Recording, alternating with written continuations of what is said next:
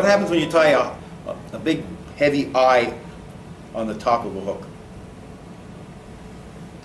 What does it do in the water, right? Rides point up. That's right, it flips it over, right? You have upset the balance, and it will, hello, aren't you fun?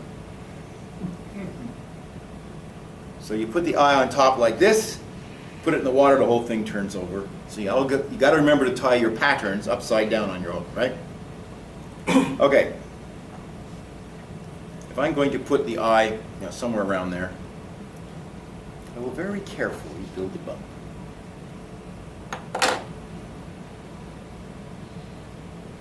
Because I don't want the eye to ride forward. So what I'm doing now is I'm wrapping back and over it and then to the other side, right? Just a straight wrap like that. I do that half a dozen times. Come over to this side and I pull it back this way.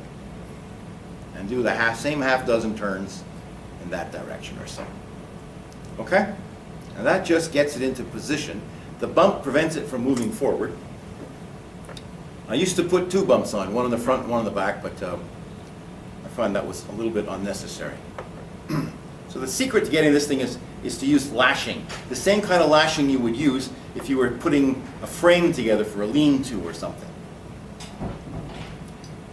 So, starting on the near side, I come up over the top of the eye itself and back down below the hook. I go under the hook and up on the other side, in front of the eye, down the back like that. And I basically am doing that about half a dozen times. Now, this is the key. Go around just under the eyes and over the hook shank and start applying tension. Now this is club thread, so it's hard to break.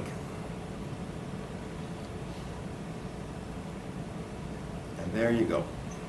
Can it move? Of course it can move. But it generally won't.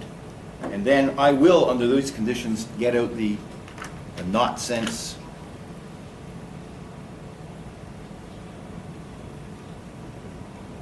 Put it on here, top and bottom, put it right on there.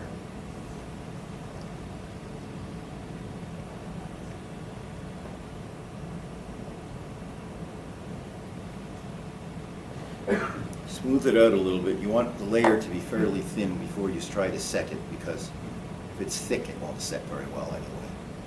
Spread it around. And then hit it with your UV light to set it. So don't let that be a problem for you. If the eyes move, just move them back and keep fishing. They have a jig that they call a shaky head. Any of you familiar with what that is? It's a football-shaped jig, and what it does is it makes the hook basically stand up like that. Okay, and then they put a grub on there, right? And you know Peter Charles? You know the name? He does videos on. He's an interesting character, also British, and quite an innovator. And he came up with the fly fishing equivalent of the shaky fly, of the shaky jig. And what he would do, of course, is, probably because he has sponsors, is he'd go out and he'd get himself some of those jig hooks that have a 60-degree angle in them. I just bend some. Be careful bending. First one I tried bending exploded. If you could find an old supply of mustads, they bend really well. That's what this is. This is a 9672 mustad. The secret to getting these things to bend and not break is when you first go at them, go after a little bit more than you think you're going to need and start the bending there, and then move the scissors, let's put it there. So I start with the scissors, the pliers sort of well on, and then once I get the first bend started, I then start easing back a little bit. So you sort of coax it around. In the days when I was a mechanic, a typewriter mechanic, we never bent things, we formed them. We didn't have bending tools, we had forming tools. You still bent the shit out of it, but it was called a forming tool. So you want to form this into an angle like that. Now this is a standard 9672, so it's a down eye, and I actually think it comes out better this way because of the way you get to attach it. The other eye is the other. Anyway, I think it just works out better. It's easier to do. But the key to it is, what you need to do is pick out an eye. Let's pick out something with some color.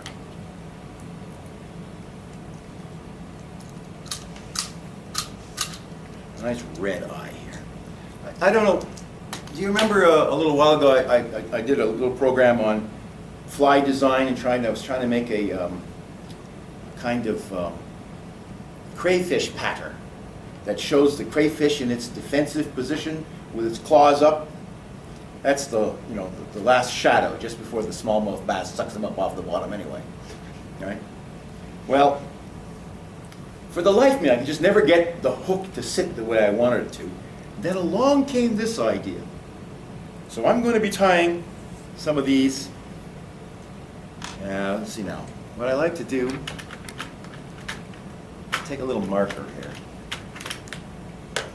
And you set the thing down on the ground like this.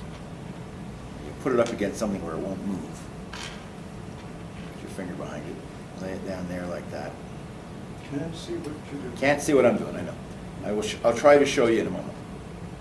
So what I'm trying to do is figure out where on the hook shank the eye has to sit to prop the back of this hook up. Do it up at the angle like that, see? So what I'm doing is just putting the hook down flat, pushing the hook against it, the eyes against it. Then I'm going to take this little marker here. I'm going to try and just mark the spot so I can see where it is. Yeah, that sort of works. Okay. Right in front of that mark, I'm going to put my bump.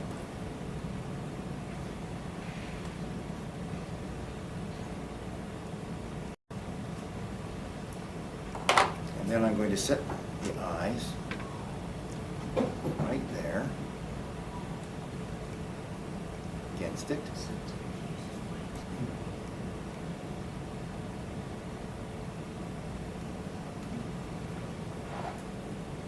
And let's see how well I did here.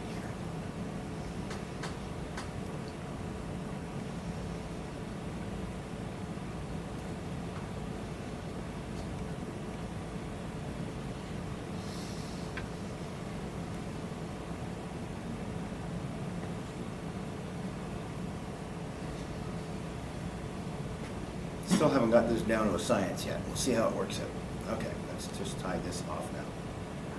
What I would do is I would tie this off with this from this thread, and then I would put on the thread that I'm going to use to actually tie the fly.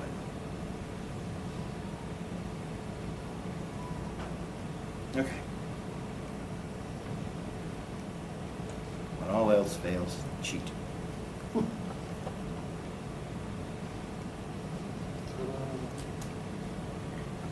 Lift it up. So that's the fly fisherman's equivalent of the shaky head. Now that I've seen how this works out, I would probably put a bead on there in front of it too, give it some extra weight. Or wrap the front of it here with some lead wire just to give it a little more balance.